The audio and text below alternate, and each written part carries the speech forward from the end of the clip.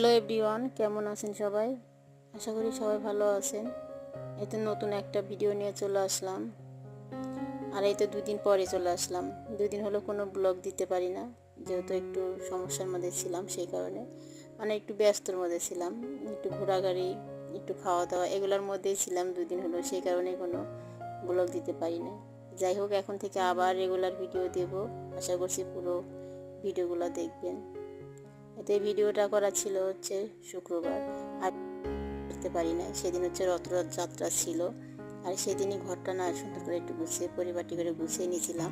আর তারপরে দুপুরের থেকে মানে চলে গেছিলাম বাসায় থেকে, বাসায় ছিলাম না, অন্য জায়গায় নিমন্ত্রণ ছিল, সেখানে চলে গেছিলাম, সেই কারণে আর ভিডিওগুলো শেয়ার করতে পারি নাই।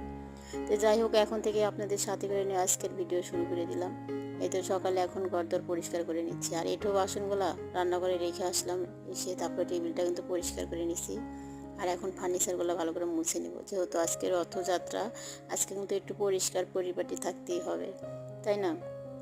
আমাদের হিন্দুদের মানে এই যে ইয়াগুলা, পুজো পার্বণগুলা, তখন কিন্তু আমাদের কিন্তু কাজগুলো একটু বেড়েই যায়। আর এগুলো যেহেতু নিত্যদিনের কাজ, এগুলো তো করতেই হবে।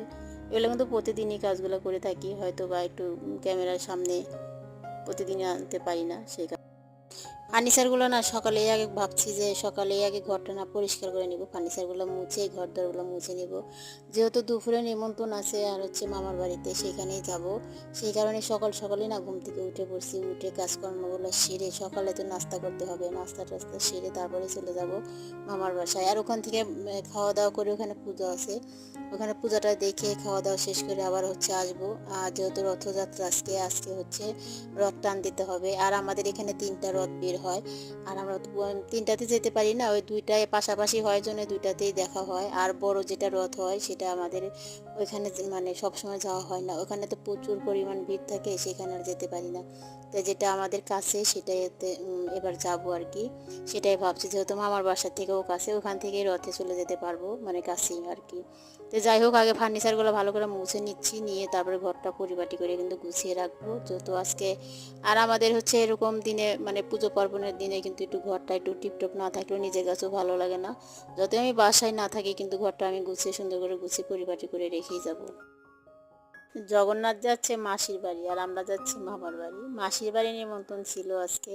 আজকে যেহেতু রথযাত্রা, 2 জায়গায় না পুজো করে, মাসিও করে মামাও করে, যেহেতু ওরা হচ্ছে ব্যবসা করে, সেই কারণে তো মাসির বাড়ি আর যেতে পারি নাই। মাসির বাড়ি একটু দূরে, তো সেই কারণে আর যাই নাই।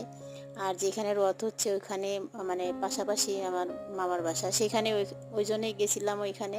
আর হচ্ছে ওইখান থেকে আমরা রথটা টান দিয়ে আবার হচ্ছে একটু ঘুরতেও গেছিলাম, সেটা শেয়ার করছি, পরবর্তী ব্লগে শেয়ার করবো আর কি। তো যাই হোক, সেই কারণে ঘরদোর তো গুছিয়ে নিচ্ছি, নিয়ে সকালে রান্না বান্না করব।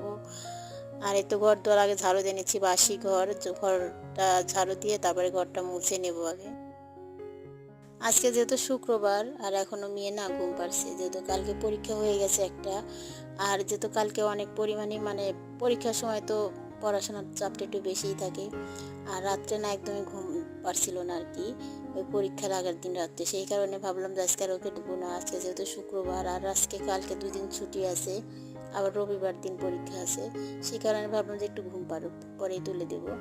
আর এই তো এখন হচ্ছে আমি সমস্ত কিছু গুছিয়ে রাখছি। আর হচ্ছে এই যে বই খাতাগুলো না অমনি মানে পরীক্ষা হচ্ছে, তো মানে বই খাতাগুলো একটু অগোছালোই রাখছে, মানে যখন যেরকম যেটা নিচ্ছে নিয়ে পড়ে আবার অমনি রেখে দিচ্ছে, সেটাই আমি একটু গুছিয়ে নিলাম। নিয়ে তো এখন এই ঘরের হচ্ছে মিরসেপটা একটু মুছে নিচ্ছি। আর কয়েকদিন পর পরই মিরসেপটা একটু ভালো করে পরিষ্কার না করলেও হয় না। আর যেহেতু নেটের হচ্ছে মিরসেপটা মানে ওটার যেহেতু ফুকা ফুকা থাকে, তো ওর ভিতর দিয়ে না ময়লাটা চলে যায়, সেই কারণে আর কি। তো টেবিলটা ভালো করে মুছে নিয়ে তারপরে মানে যেখানে যেটা থাকে সেটাই আবার গুছিয়ে রেখে দিচ্ছি। এদিকে বাবা মেয়ে ঘুম পাড়ছে দুজনেই, আর হচ্ছে সেই কারণে আর ওই ঘরের ভিডিও না সেরকমও করতে পারছি না। তো যাই হোক, এই ঘরটাই গুছিয়ে নিলাম, আর ও ঘর তো গোছানো হয়ে গেছে, এখন ঘর দরগুলো ঝাড়ু দিয়ে তারপরে মুছে নিলে কিন্তু হয়ে যায়। তারপরে বাইরের কাজগুলো সেটাও সেরে নেব। ভাসি ঘর, আর হচ্ছে একদম প্রতিদিন রাত্রে হচ্ছে তো এই দূরে এসে না মানে চিকা, বড় ধরনের একটা চিকা আছে এখানে, এটা এসে রুমের মধ্যে কোথায় দিয়ে যে ঢোকে বুঝতে পারি না, এসে প্রতিদিনই পটি করে রাখে। এটা একটা আলাদা মানে যন্ত্রণা, এত দুর্গন্ধ, সেগুলো না প্রতিদিন সকালে আমাকে পরিষ্কার করতে হয়। তো যাই হোক, এখন হচ্ছে এই তো ঘরটা মুছে নিলাম। এই ঘরটা মুছে নিয়ে তারপর ওই ঘরটা মুছে নেব। আজকে যেহেতু দুপুরে কোনো রান্না বান্না নেই, আর যেহেতু যাব এক জায়গায়, সেই কারণে কাজগুলো না খুবই তাড়াতাড়ি করছি আর কি। আর আজকে যেহেতু রথযাত্রা, আর হচ্ছে ঠাকুরের কাছে কিন্তু আজকে একটু কাঁঠালও দেব। আর আজকে জানি যে কাঁঠাল দিতে হয় ঠাকুরের কাছে, সেই কারণে বললাম যে একটা কাঁঠাল কিনে এনে দাও। আর একটা ছোট্ট কাঁঠাল কিনে আনতে বলছি ওকে, যেহেতু কাঁঠাল ওইভাবে কেউ খায় না, ওই মেয়ে দুই একটা খায়, আর আমি তো সবসময় খাই না, মন চাইলে একটু একটু খাই। ওর বাবা তো ছই না হাত দিয়ে। বলছে যে একটা ছোট দেখে একটা কাঁঠাল এনে দাও, ঠাকুরের কাছে দিব। ওই নিয়ে আসছে অনেক বড় কাঁঠাল, আর ওই কাঁঠাল খেয়ে শেষ করতে মানে শেষ করতে পারি নাই। পরে হচ্ছে সবাইকে একটু একটু করে দিয়ে দিছি। আর যেহেতু ওইভাবে কাঁঠাল আমরা খাইও না, সেই কারণে কিন্তু আমি কিনেও আনি না, যেহেতু আজকে পুজোর দিন দিতে হয় শুনলাম, সেই কারণে একটা কিনে এনে তো ভেঙে ঠাকুরের কাছে দিয়ে দিব আজকে। সংসারে ভালোর জন্য কিন্তু আমরা কত কিছু করে থাকি, তাই না? সংসারে যেন লক্ষ্মীশ্রী বজায় থাকে, সেই কারণে কিন্তু সমস্ত কাজই কিন্তু একা হাতে করে থাকি, গুছিয়ে তা পরিপাটি করে। এই তো এরকম করে কিন্তু সারাটা দিন আমাদের চলে যায়। আর সংসারের কাজ ছাড়া কিন্তু আমরা কিছু, আমাদের ভালো লাগে না, কিছু বুঝিও না। সংসারের কাজ ওরকম যদি পড়ে থাকে না, তখন কিন্তু আমার মানে কোনো কিছুই ভালো লাগে না। একটা কাজ মানে আমি যখন বুঝলাম যে আমার এই কাজটা আমার করতে হবে, যতক্ষণ না করব ততক্ষণ কিন্তু আমার ভালো লাগে না। এটাই আমার অভ্যাস। তো সেই কারণে তো এদিকে হচ্ছে ফুলের টপের ওই পিছন দিয়ে অনেকগুলোই ময়লা ছিল, কয়েকদিন হলো ওরকম ঝাড়ু দেওয়া হয় না, মানে প্রতিদিন তো এরকম সম্ভব হয় না যে ফুলের টপগুলো সরিয়ে সরিয়ে ঝাড়ু দিব, সেটা তো আর হয় না। আর সেগুলো সরিয়ে আবার ঝাড়ু দিয়ে নিলাম, আর এই তো উঠানটা পরিষ্কার করে নিছি। আর সকালে না একদম চান করতে পারি নাই, অনেকটাই মানে বেলা হয়ে গেছিলো, সেটা এক কথা, আর শ্যাম্পু ছিল না। আর আমাদের এখানে সকালে তো ওইরকম পাওয়া যায় না, দোকান বন্ধই থাকে। আর যেহেতু শহরের বাসা, শহরের দিকে কিন্তু দোকানপাট একটু দেরি করেই খোলে। আর আমি ভাবছি যে ঘরে ছিল, কিন্তু যাই দেখি যান নাই, সেই কারণে আর চান করি নাই, জামা কাপড় চেঞ্জ করে চলে আসলাম। তো আগে চা নাস্তাটা করে তারপরে হচ্ছে আগে সকালে নাস্তাটা বানিয়ে রেখে তারপরে চান করে পূজাটা দিয়ে নেব। আর এখন এক গ্লাস জল খেয়ে নিলাম আগে, খালি পেটে খেয়ে তারপরে চাটা খেয়ে নিচ্ছি, খেয়ে তারপরে নাস্তা বানাইতে যাব। আর এখন তো সবাই ঘুম থেকে উঠে পড়ছে, আর এখন ভাবছি যে আগে ঘরটা গুছিয়ে নিব। আর এই তো রুটি বানাইতে বসে গেলাম। আর আজকে না অনেক পরিমাণ গরম, কিন্তু রৌদ্র কম, কিন্তু তারপরে প্রচুর পরিমাণ গরম, সেই কারণে না আমি রান্নাঘরে আর সাহসী পেলাম না যে রান্নাঘরে যেয়ে রুটি বানাবো। আর রুটি ওই জন্যই আমি বানাই না এখন বেশি একটা, গরমের দিনে মানে প্রচুর পরিমাণ ঘেমে যায় আমি, সেই কারণে আর রান্নাঘরে বসে বসে আর রুটি বানানোর সাহস করি না। বলে ওখানে বসে থেকে কিন্তু রুটিটা বানাইতে হয়, মানে ভাজতে হয়, সেই কারণে আর কি। আর ভাতটা রান্না করলে না বসে দিয়ে চলে আসা যায়। তো সেই কারণে ভাবলাম যে আজকে ঘরেই বানিয়ে নিয়ে যাব, তারপর ওখানে বসে বসে না ভেজে নেব। আর সেই কারণেই তো ঘরেই এখন বানিয়ে নিচ্ছি। আর সকালে বানাবো হচ্ছে আলুর দিয়ে তরকারি, আমার মেয়ে খাবে আলুর তরকারি, আর হচ্ছে রুটি পরোটা। সেই কারণে আলু বসিয়ে দিয়ে আসছি চুলাতে, আর এদিকে রুটি কয়টা বানিয়ে নিব আগে, বানিয়ে নিয়ে তারপরে ওখানে নিয়ে যেয়ে ভেজে নেব। মেয়েকে ওদিকে ঘুম থেকে তুলে পড়তে বসাইছি। আর মেয়েকে এখন একটা অভ্যাস বানাইছি কি, ঘুম থেকে উঠে ব্রাশ করে আগে এক গ্লাস জল দেই। ওইও খায়, মানে আমরা এখন সবাই এখন এক গ্লাস জল খাই। সকালে জল খাওয়া কিন্তু অনেক পরিমাণে ভালো।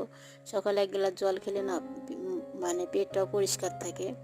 তো যাই হোক, রুটি কটা আগে ভেজে নেব, নিয়ে এদিকে ওকে খেতে দিব। তো সকালে চা খায় না, ও তো কখনোই চা খায় না। আর এখন পরীক্ষা চলছে, তো সেই কারণে একটু একটু খায়, অনেক সময় বলে মা আমাকে একটু চা দাও, মানে ঘুম ধরে যায়, সেই কারণে আর কি। তো যাই হোক, আগে রুটি পরোটা বানিয়ে নিচ্ছি, নিয়ে এদিকে সাদা আলুর তরকারি রান্না করব। মানে ওরকম ভাজি না, একটু মশলা দিয়ে রান্না করব। আমার মেয়ে হচ্ছে আলুর দম খেতে চাইছিল, কিন্তু এখন তো খাবো না। আলুর দম বানাইতে হলে পেঁয়াজ রসুনও তো দিতে হয়, না হলে ভালো লাগে না।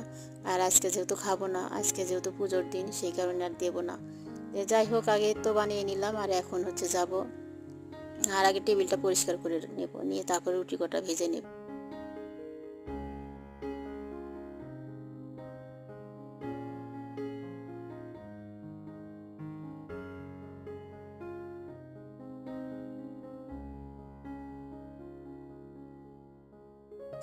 আমার রুটিগুলো না মাঝে মধ্যে ভালোই অনেক সুন্দর ফোলে, আর মাঝে মধ্যে না ওরকম ফোলে না, বুঝতেই পারি না। এতদিনের সংসার তাও বুঝতেই পারি না রুটি কেমন করে মানে এত সুন্দর ফোলে, কি করলে ভালো ফোলে।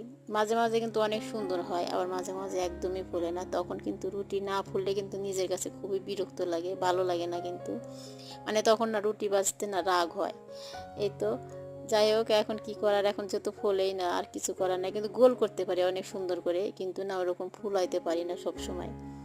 যাই হোক, রুটি কটা আগে ভেজে নিলাম, কয়েকটার সাথে পরোটা বানিয়ে নিলাম। আর এখন ওই যে আলুগুলো সিদ্ধ করে রাখছিলাম সেগুলো আগে ছুলে নিচ্ছি, নিয়ে তারপরে একটু হালকা করে মশলা দিয়ে যেহেতু সকালে খাবো তো বেশি একটা মশলা দেবো না, হালকা মশলা দিয়েই হচ্ছে খাবো। যেহেতু মেয়ে খেতে চাইছে, না হলে না আলুটা আমি ভাজি করতাম। আর হচ্ছে মেয়ে যেহেতু খেতে চাইছে, ওই তো এখন এরকম করেই বানিয়ে দিলাম।